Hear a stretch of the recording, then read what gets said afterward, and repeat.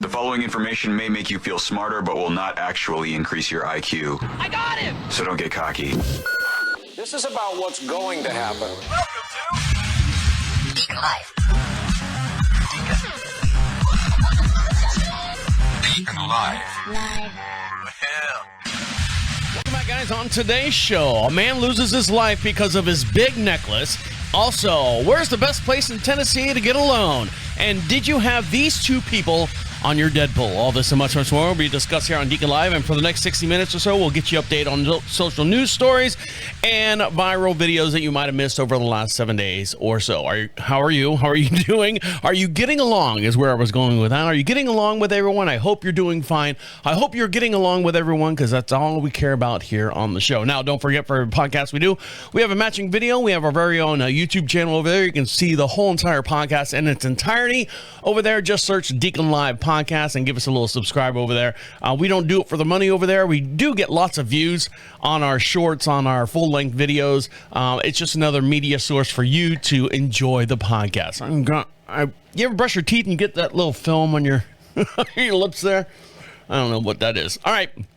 So now we've got a lot to talk about, and a lot of things are on your plate, and so we're going to take where the direction of the show is going to go. Let's go here, because this is what I saw last night, and I'm like going, all right, when you see a camera angle from one side, so from one version of the story, and you're like going, well, that looks completely wrong. That looks horrible. That should not happen to this gentleman. And then you see the other side coming at them from the other direction, from the other party, and you're like going, well, why didn't the guy comply? Why didn't the guy do this? And what I'm talking about is William Anthony McNeil, that was in Jacksonville, Florida. I don't know if he's a native to Florida, but he was pulled over by the cops, and he did everything that he could do to videotape himself getting abused. He's got the camera set up. He's making eye contact with the camera, making sure that he can see that, this is what's going on. He's making sure he's got all the police officers in there. Now, before I start choosing sides and picking out what's going on, I want you to see and hear, and I want your opinion on who was in the wrong. All right. Who was in the wrong in this situation? Now, if you haven't seen it, I'm going to switch over to camera 4, and we're going to start with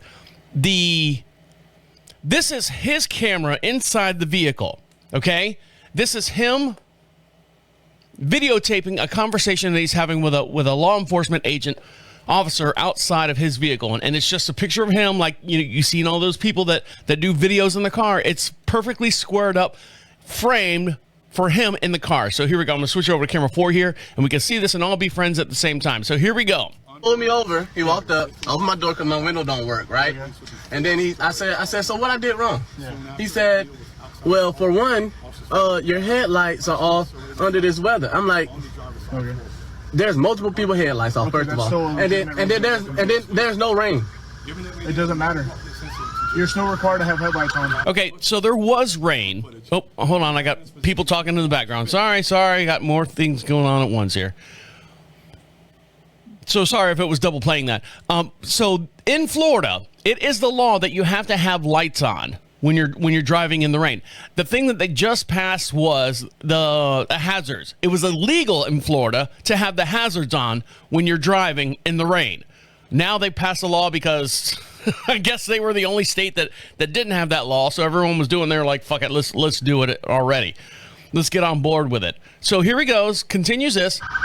Can you pull that law up? Huh? Can you pull that law up? Yeah, when you step out of the car, I will. So he said, pull the law up about having the lights on during the rain. So here we go. Can you call your supervisor? Call your supervisor. Can you call your supervisor? All right, go for it. Now he's checking the camera to make sure everyone's squared in, and he's literally like voicing over his passenger seat. So he kind of bombs out of frame now and then, but he's got it squared up to where there's an officer on his driver's side. And you heard the officer say, all right, go for it. He said, all right, go for it. So this is what happened. Can you call your supervisor? Can you call your supervisor? All right, go for it. Go for it. Broke the window. Now he's just chilling. He's mean mugging towards the camera. This is already set up. He knew this was going to happen. This was his intention. So here he goes. Let's see what happens. the vehicle now. Exit the vehicle. When he gets smacked in the face, and he's not exiting. Here. Here are my hands. He's looking dead on in the camera. Here I am. What is your reason, sir? What is your reason? Undo a seatbelt. Pull him out. No. Get down. Pops him in the mouth. Down on the ground. Put your hands behind your back. Put your hands behind your back. Hands behind your back. All right. So now, go back to me now. So now the guy's out of the car. So that's what everyone's seeing. All they saw was him talking across his passenger seat to whatever officer that's out of frame. And then he sits back and he's dead looking at the camera going, all right, here we go. I'm getting ready to get paid. Because then the guy on the driver's side, the officer on the driver's side, had one of those break-em sticks. It took him a couple times to break that window because of the tint that was on it. Pops the window, pops him in the face one time because he doesn't know what's going on. Not that he doesn't know what's going on. He doesn't know what to expect once he pops that glass. So he said, get out of the car, pops him in the face one time. He just kind of, shakes it off, Clubber Lane style, and then sits there and goes, folds his arm, and he's like, hey, here are my hands. Everything's up in the air. Here are my hands. So now that you saw that, I know you're probably steaming right now. You're steaming mad. Here's the body cam footage from the other end of what's going on. So I'm going to switch over to camera 4 again so we can see this in real time and we can all be friends. So here we go. If the internet stays with me, that's good. So here's the officer pulling up to the vehicle. It looks like a Kia Santa Fe, if I got that right. Dark tinted glass, no big deal. You're allowed to have that. It's hot in Florida. You want to keep the inside of your car cool. And it's a gray or silver. I don't know what they call it in the biz. And here comes the officer. Here's the body cam footage. He opens the door. Is there a reason why you're popping the door open like that? I don't have a window down. So he opens the door right away and he goes, is there a reason why you open the door like that? He goes, because my window doesn't work. So I'm just opening the door. Works. Is there a reason that you're pulling me over? Yeah, absolutely. There's a reason why I'm pulling you over. For one thing, inclement weather, you don't have your lights on. 2 things, you're not wearing your seatbelt. It's daylight. 3, I don't need the lights. And it's not weather. It's not raining. Oh, this is inclement? It's not raining. Okay, I'm not arguing with you. I'm telling you why I'm pulling you over. All right, he says, when you don't have your lights on because of inclement weather, meaning it's raining, he's like, the weather's not that bad. He's like, well, I'm just telling you why I'm pulling you over, and plus you don't have a seatbelt on. I thought a seatbelt was a secondary offense, but we'll see as the video unfolds. Let's go. Give me your driver's license, registration, proof of insurance. No. Call your supervisor. Call your supervisor. Excuse me? Call your supervisor. Call him. Why did you pull me over? 35. So he's waiting. I've already told you. Why did you pull me over? Why'd you pull me over? Step out of the vehicle. No. Nope. Out of the vehicle. Shuts the door and locks it. Shuts the door and locks it. 25 seconds. For 9-4, the driver just slammed the door and locked it. Call your supervisor from inside.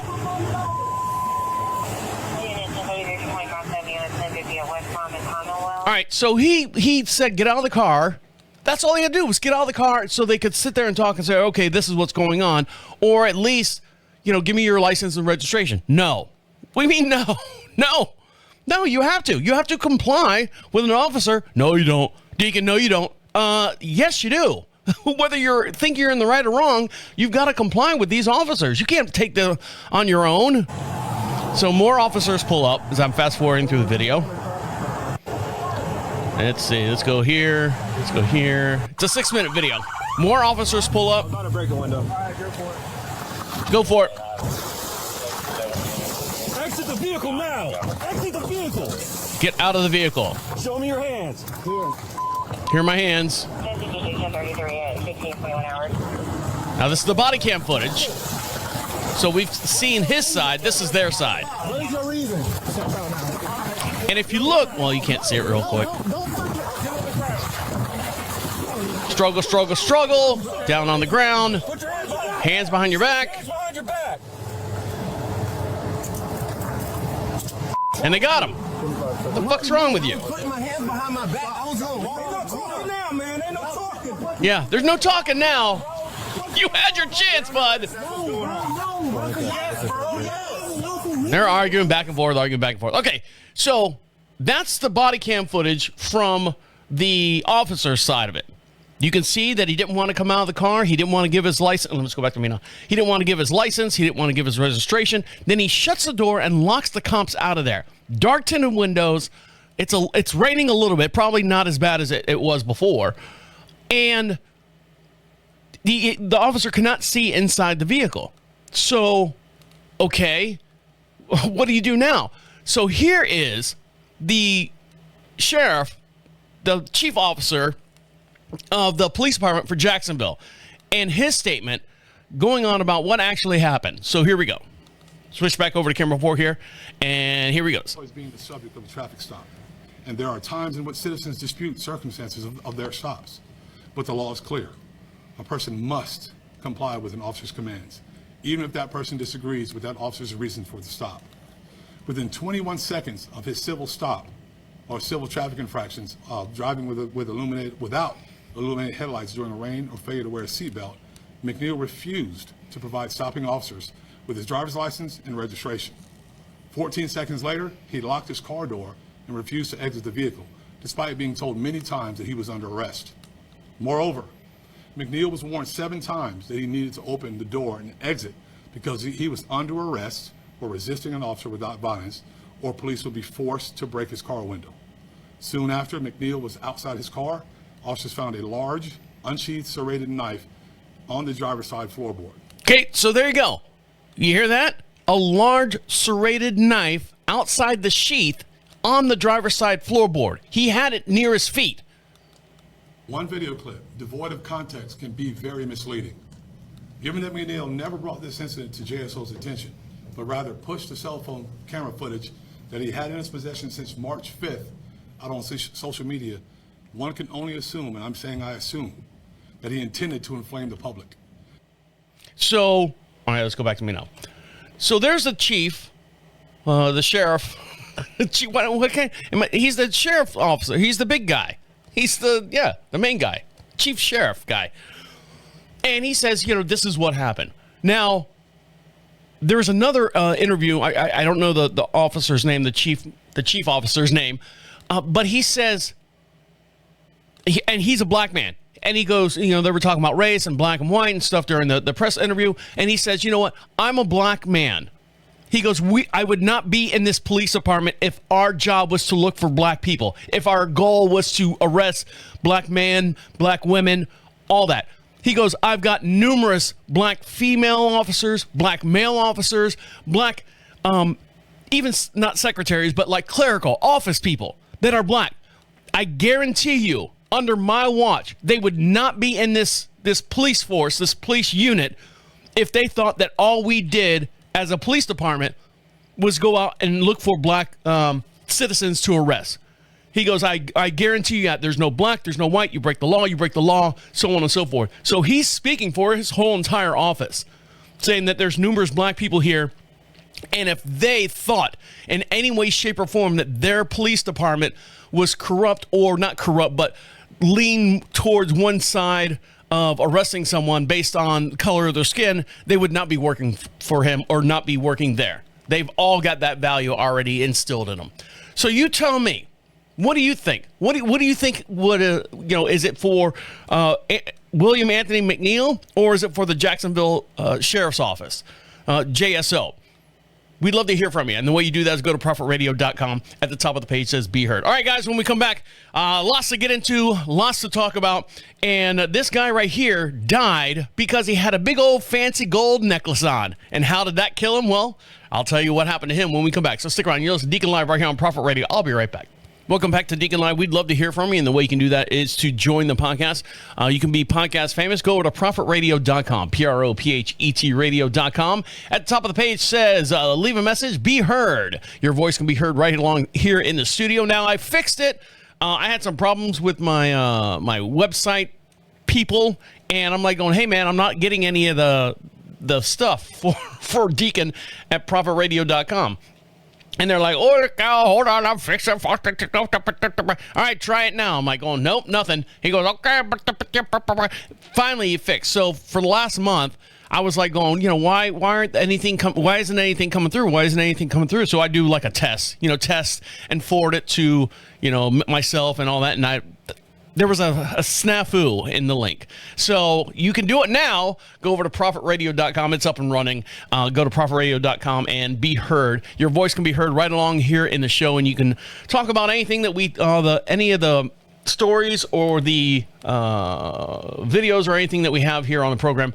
You can comment on those, and I'll respond to them on the very next podcast. We broadcast every Wednesday at 1 p.m. Eastern Standard Time, just outside of Charlotte, North Carolina, in a little town we like to call Marshville. Now, this right here, this is a weird story. A disturbing case is currently unfolding in Fort Worth, Texas. It comes after an employee at a furniture store were met with a weird request from an even weirder customer. The story has gained traction on TikTok, where true crime followers are discussing the disturbing incident. So what happened? It all started at a furniture store. A customer approached a member of the staff and asked about the store's triple bunk beds. He also specified that he needed a bed to be able to accommodate a full-size mattress, as he apparently needed room for 3 kids per mattress. Doing simple math, that suggests that the man would be allowing 9 kids to sleep on the triple bunk bed. So, you got a queen mattress on the middle, queen mattress on the top, and queen mattress on the bottom. That's unusual, but not necessarily a red flag, because people come from large families. But this is where it gets weird. After the man's next request, he tells the store employee that he needs 4 of the triple bunk beds along with 12 full-size mattresses. I'm sorry, not queen, full-size. That would make his potential 36 children sleeping in those beds, which is insanely high number.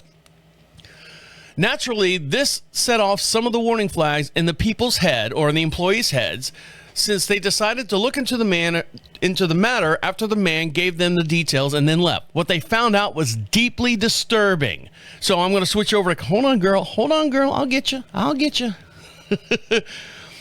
I'm going to switch over to camera 4 here so you can see this in real time as we're talking about it here on the show. So here we go.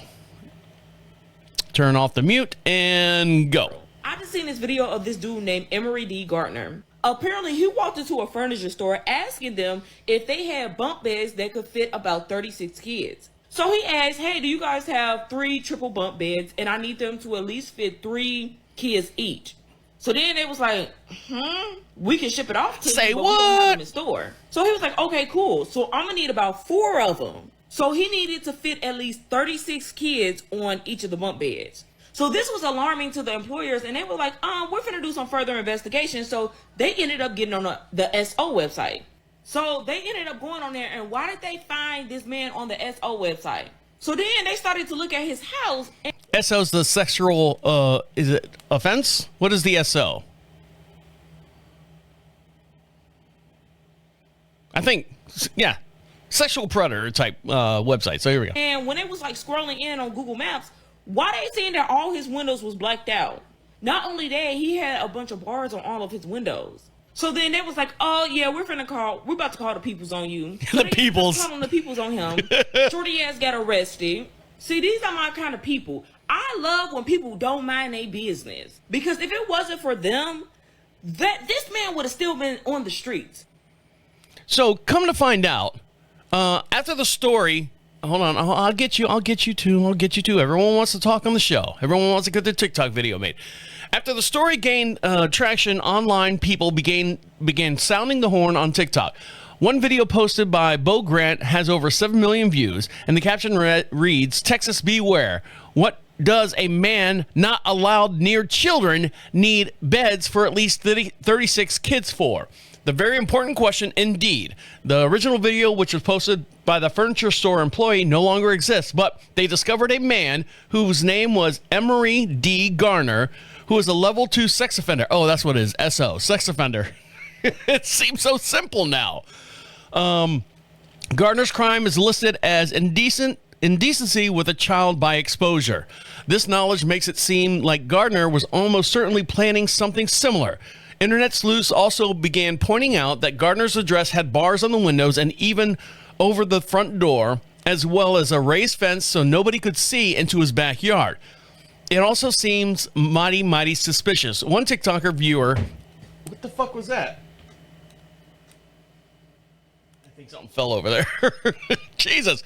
One TikTok viewer asked Does he have access to 36 kids? Is he kidnapping them? Another theorized that he definitely is not working alone. A third claimed that people like Gardner were getting ideas from the ICE agencies, some of which use masks and not identifying themselves. So police involvement has gotten involved, and Gardner is now reportedly in police custody, thanks to part, no doubt, to the employees of the furniture store who followed their gut when it came to Gardner's weird behavior. While they haven't been updated whether Gardner has been charged with anything, it's a release to see that the Fort Worth Police Department is now taking matters seriously.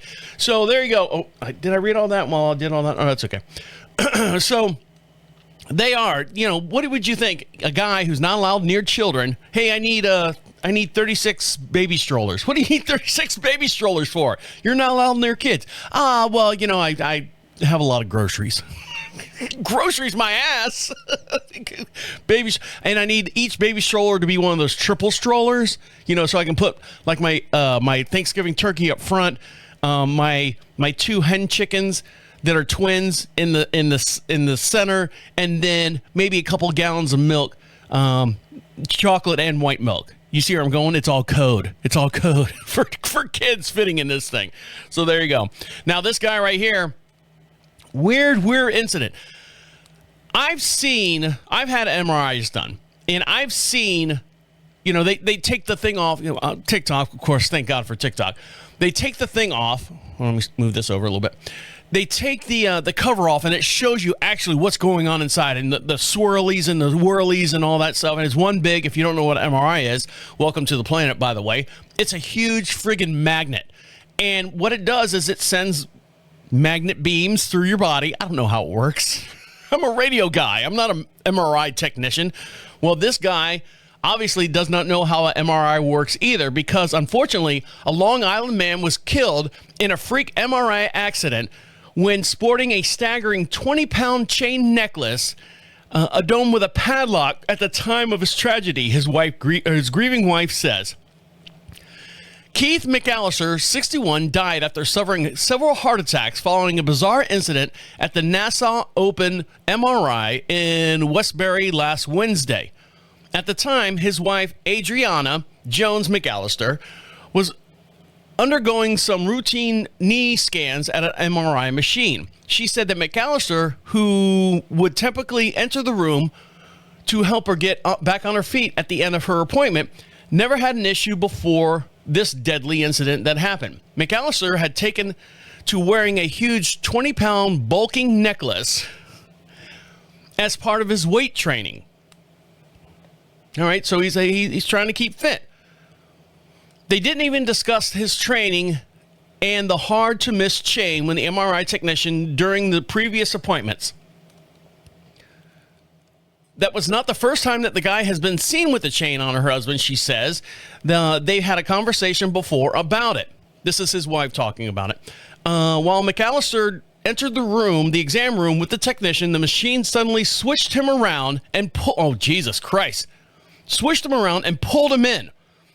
Jones McAllister and the technician tried in vain to pry McAllister off the machine while she pleaded for someone to turn the goddamn machine off. Help my husband, he's getting thing. And I was saying, turn the machine off, call 911, do something, somebody, turn it off. Jones McAllister recounted to the outlet about what happened. When the MRIs are on, they create strong magnetic field that attracts metal objects like McAllister's chain. Unfortunately, he passed away. So he was in there. Okay, first of all, I don't understand what they consider metallic, because when I had mine done and my back and everything, I take all your metal things off and all my rings. Do you have any fillings? Do you have anything, piercings or anything like that? Do you have any, and they kind of look at you and go, do you have any below your navel piercing? No, don't have any of that.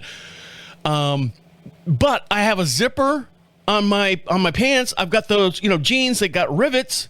Nothing happened there. Maybe it's a size thing. Maybe it's a density and size thing, or maybe jean manufacturers make it less magnetic, or maybe they're not magnetic at all. But this gentleman right here, Keith McAllister, had a big old 20-pound chain with a lock on the front of it, like a dog chain.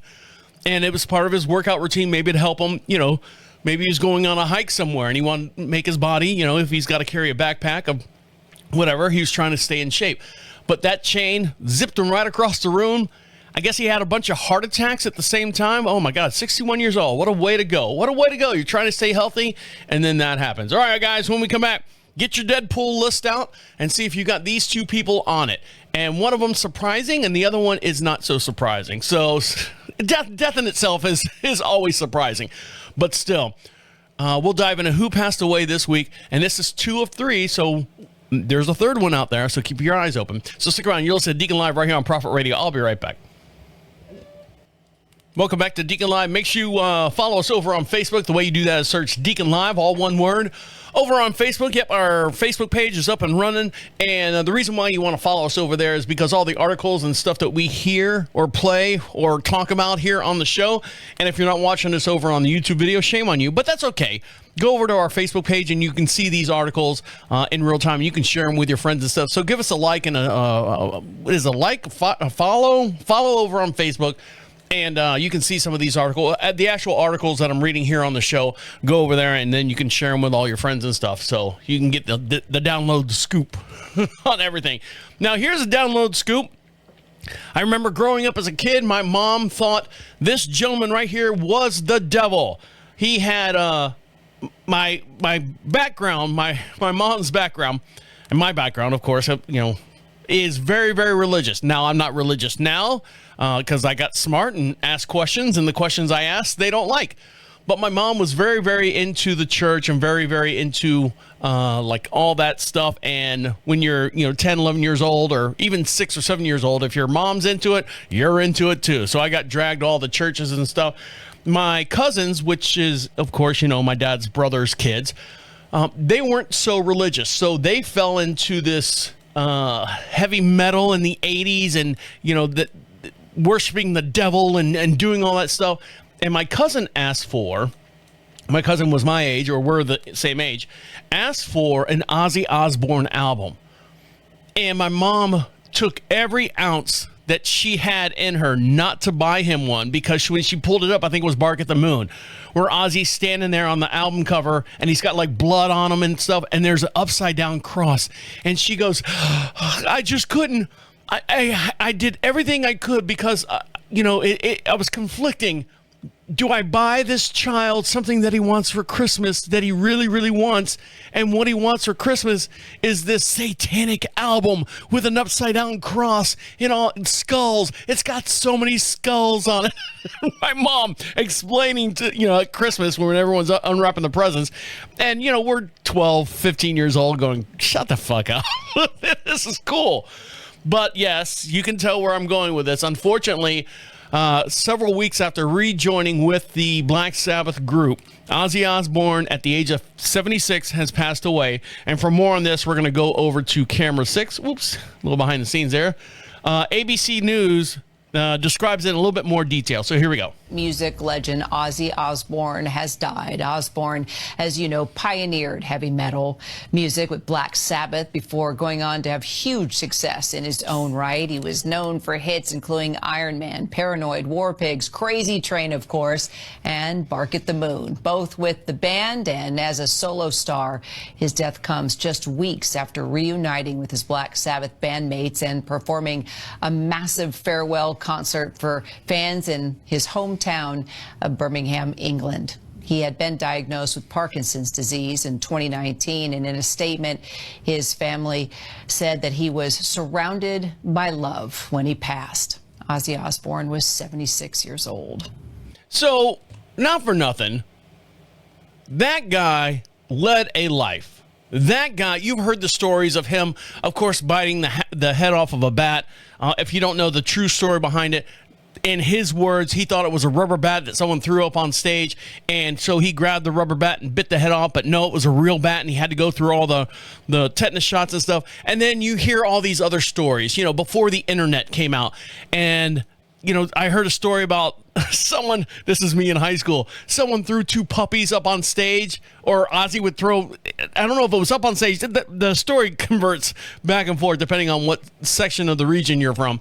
Either two puppies went up on stage or two puppies went in the pit, and they wouldn't start the concert until those two puppies are dead. And you're like going, yeah, that sounds sounds feasible. That sounds about right, for the Prince of Darkness, that sounds right. And then there's all this other stuff behind the sets and stuff. The famous one was Ozzy snorting ants, and you were just so amazed that he actually lived to be 76 years old. Now, 76, my dad's 78, nowhere near the lifestyle of Ozzy Osbourne, but still, it's possible to get past 76, I guess. But when you're a rock star and you've done the stuff that Ozzy Osbourne has done and lasted this long, you've done pretty damn well. But yet Keith Richards is floating around there somewhere. He's circling the drain there somewhere. He'll be next.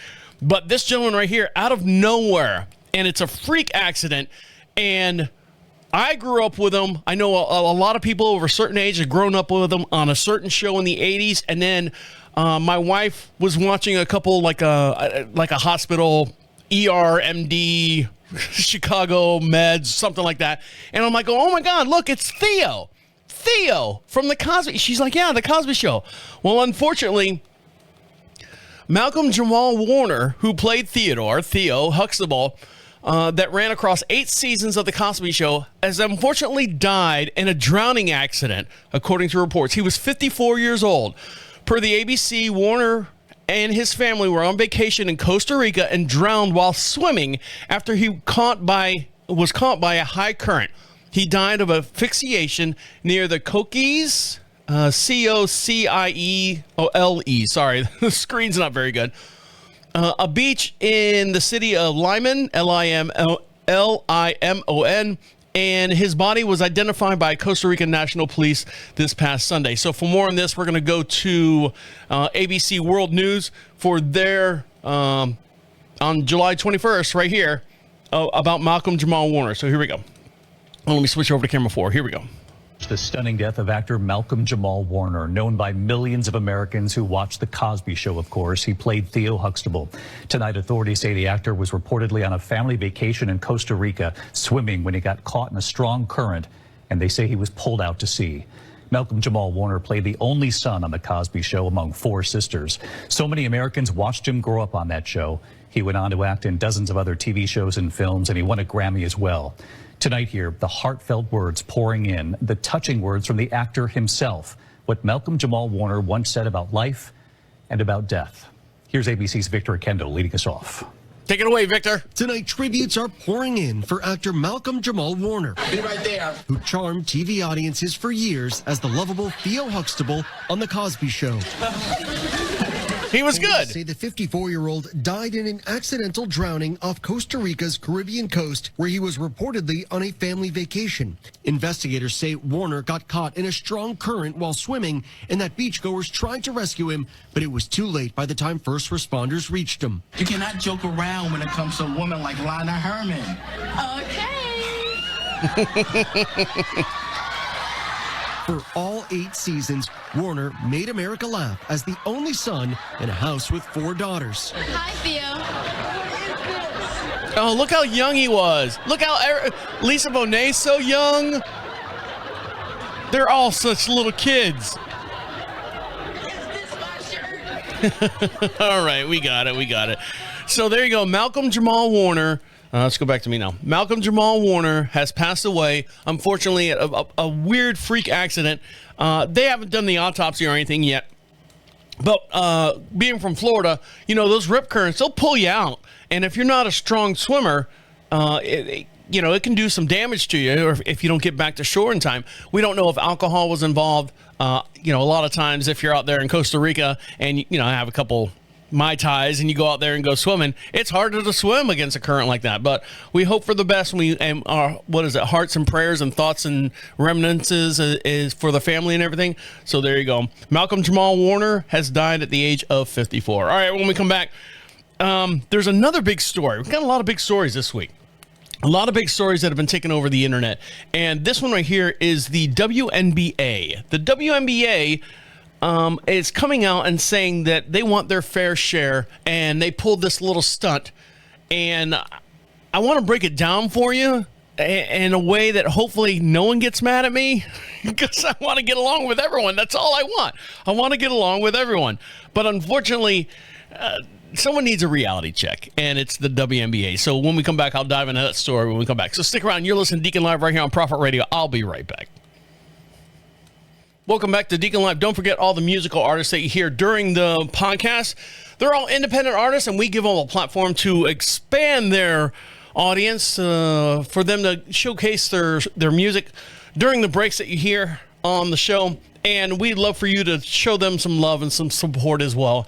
And for every podcast, you can hear these bands.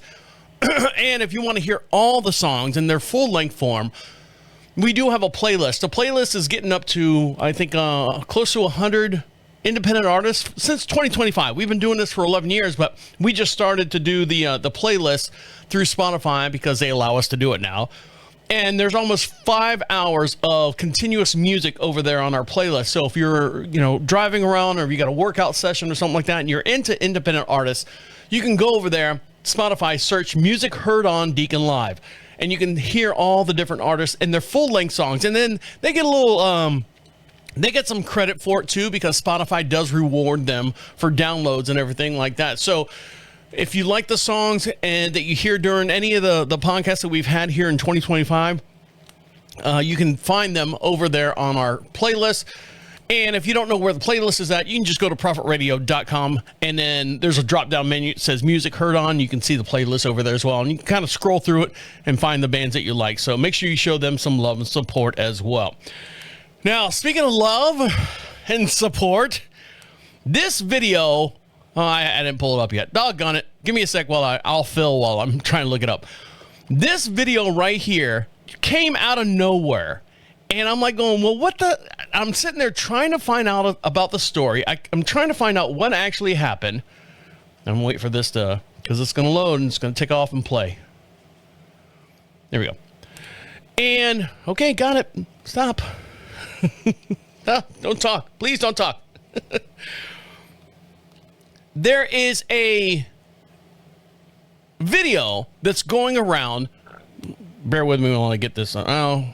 Well, I'll do it now. So, hold on. Bear with me. Hold on. Bear with me. Got that one. Reality check. Need a loan. All right. So, where did I leave off? Did I lose you?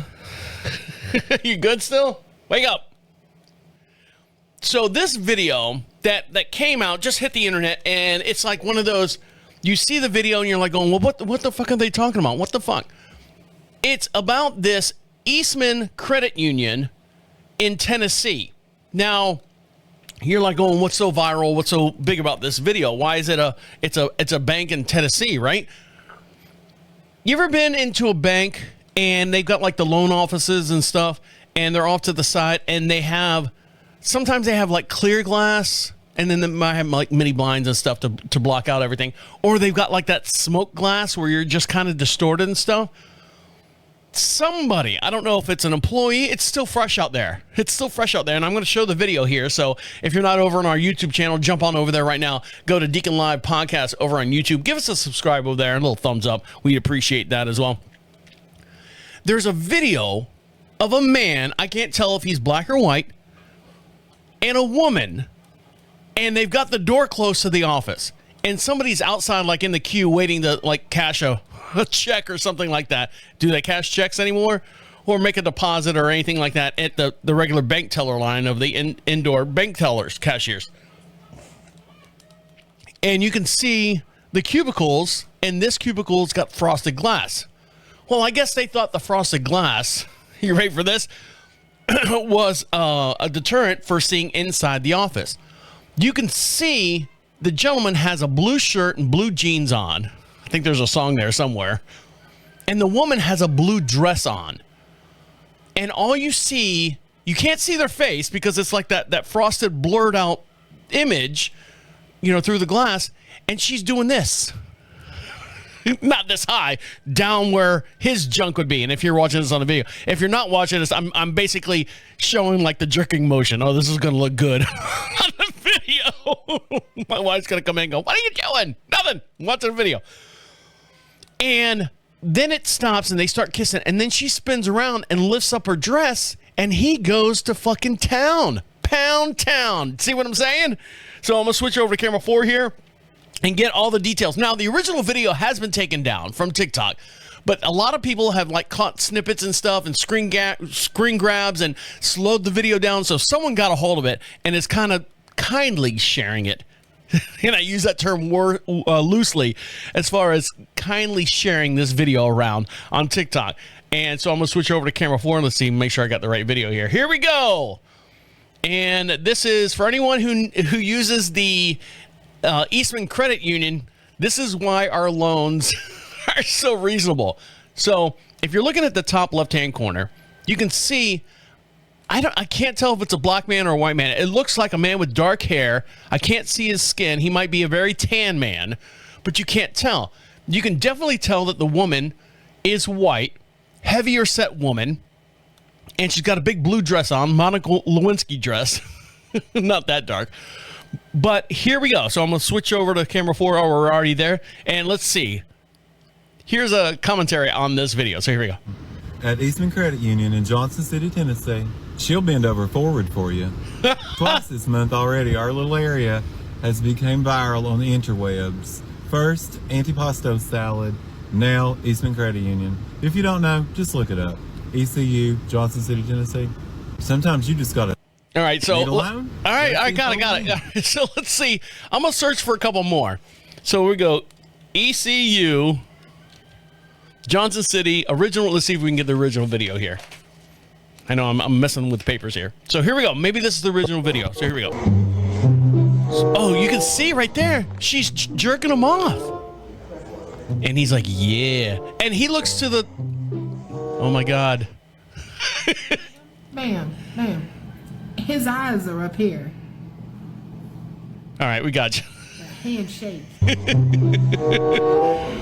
So if you're watching it, he looks like he's in his, it might be her husband. You don't know. Maybe they're having sex and it's husband time. Foreplay at work. She's doing it.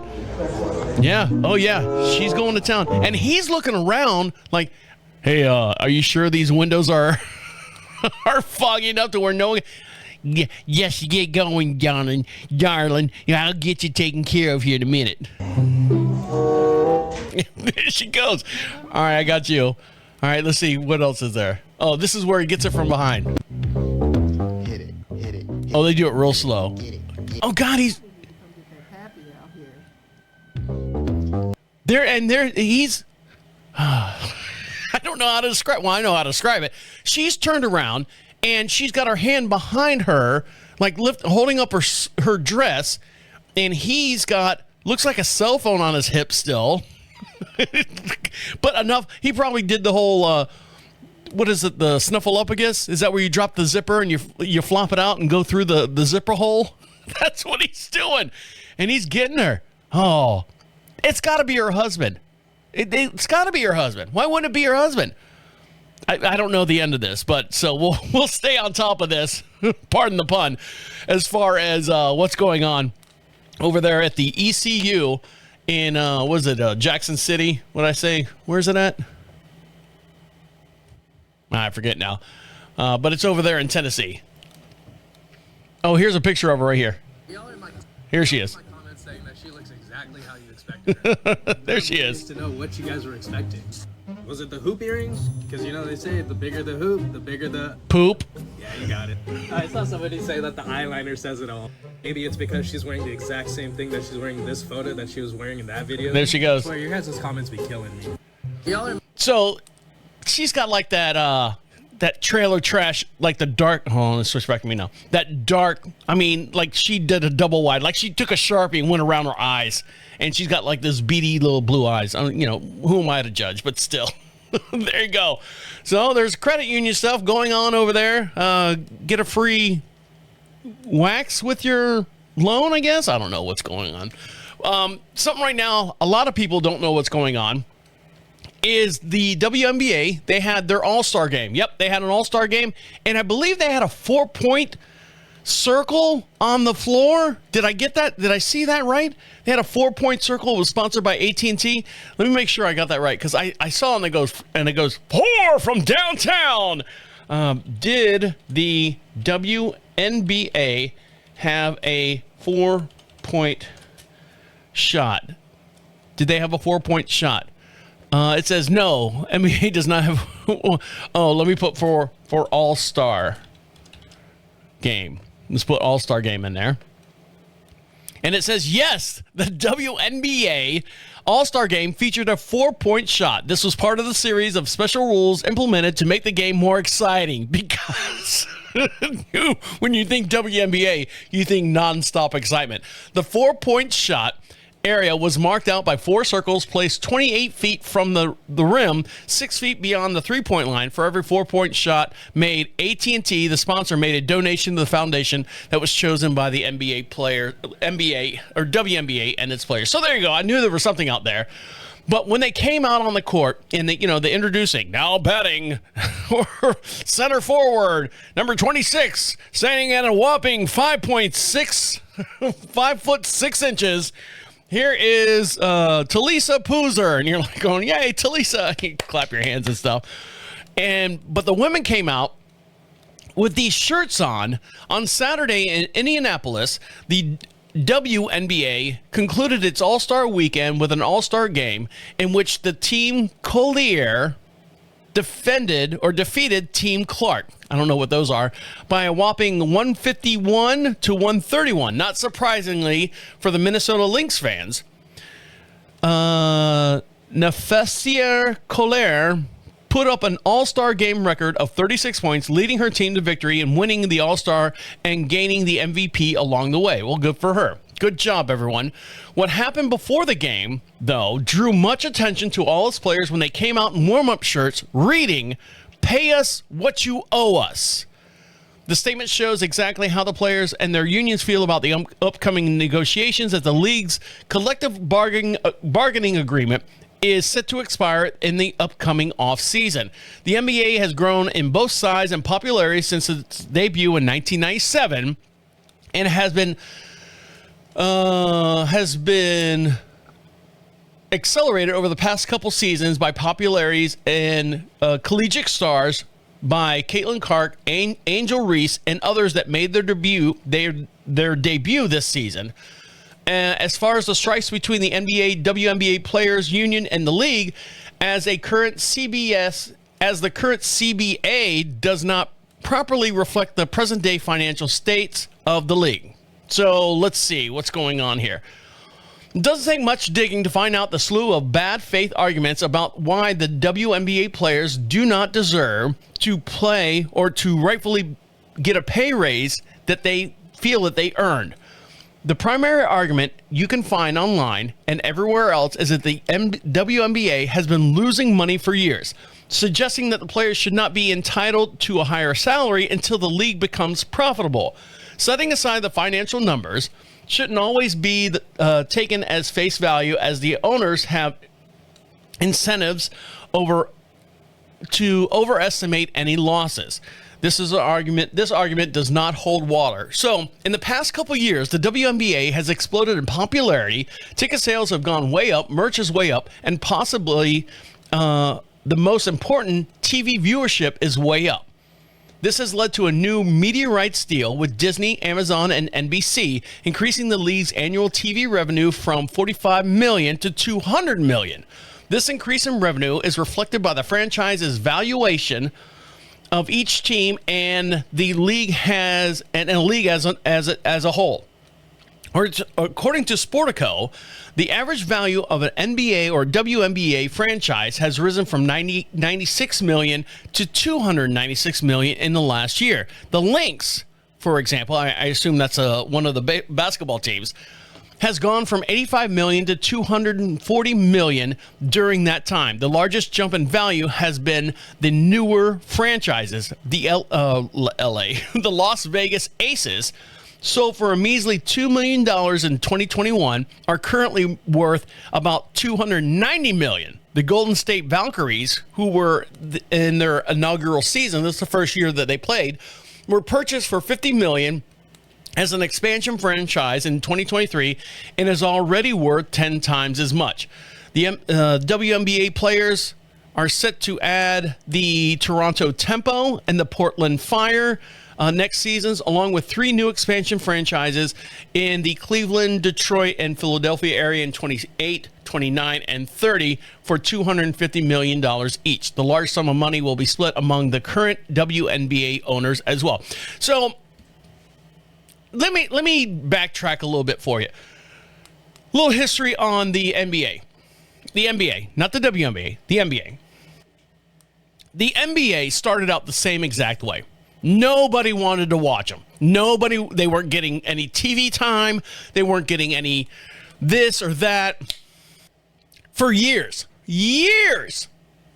Now, the WNBA started in 97, and here we are in 2025. So they've been around. I don't know what the math is on that. You do the math. But the NBA was never the NBA. It was all these small little leagues, and they formed together. And if you ever seen Semi-Pro, that's almost exactly how the NBA got started. You had all these smaller teams, and they were, fighting for this and fighting for that. And the guys that were on the basketball teams, on the NBA teams, were making shit. They were making shit. I guarantee you, pound for pound, note for note, they were making less than the WNBA players are making now, based on inflation and all that stuff. David Stern, love him or hate him, whatever you want to do, he's the one who brought NBA to the forefront and said, look, I've got a great product here. I'm the commissioner of the NBA, and we are seeing a growth in viewership. We're seeing growth in the audience. We're seeing all this stuff. And he started bringing in and doing all this stuff and getting TV deals and stuff. But it took almost 40 some odd years for the NBA to be on TV the way it is today. And you can add, players like Bird. You can add players like Mookie Wilson. You can add all those historical players. Wilt Chamberlain, Bill Lambeard's in there as well. And I'm not talking about the players in the 80s and 90s. I'm talking about the players that started what's his name, West, not Adam West. The actual logo of the NBA was started in the 70s, but still was not at the forefront as far as being paid. Sports in general, because of TV and technology and all that stuff, sports in general were not considered a high-paying, no one goes to college to play basketball in the 1960s. I'm going to be an NBA player. Oh, really? You're going to make $35 a game? Good luck with that. But then they figured out that there's money to be made, and fortunately, that's what's happening. Now in the NBA, the WNBA needs to go through those same trials. They need to go through those same trials to go through what the NBA went through. Now, we can't just give it to them. I don't want to say they have to earn it, but technically with their gameplay and stuff. Now, granted, you have Caitlin Clark out there and you have Angel Reese out there. That's a good combination. But what happened to Swoops? What happened to Diana? What happened to all those other NBA players when they first came on the scene? Now they've retired, they've gotten older and stuff, and they fade away. They don't have any marquee players, and unfortunately, that's what America wants. They want that. They want a player that they can relate to. They want a team that they can relate to. Unfortunately, the WNBA is not there yet, and so enough about my babbling. Let's figure out what other people are saying about the WNBA and these pay us what you owe us type deal. So here we go. I'm going to switch over to camera 4. And this is from Silent Legends. And I like him. He's a great guy. He basically breaks it down pretty good. So here, let's see what he has to say. I literally dreamt of my response to these. I didn't want to say it. I'm not going to say it because I'm a good Christian. And somebody kid watching this. Women. This is why people think women shouldn't vote or nothing. Y'all doing too much. Pay us what you owe us. Oh, okay. Let me look at the P&L. Anybody own a business? I dare one of y'all to say something stupid like this to me. If you're losing millions of dollars a year, you haven't made money since inception. 1997. 97, I was 10. You mother ain't made money since I was 10. He's got sound effects and stuff going in the background. That's what you hear in the background. That's not me, sorry. But you owe me. You lucky I don't fire somebody. If y'all came to me Anybody downstairs come to me after we have lost hundreds of thousands of millions of dollars every year for the last 20 plus years, and you say, "Pay me what you owe me." I hope your family is okay with this decision you just made. I'm finna fire the out of you. Don't even look back at me. Yeah, it's over for you. Get the. You lucky I don't swing on you.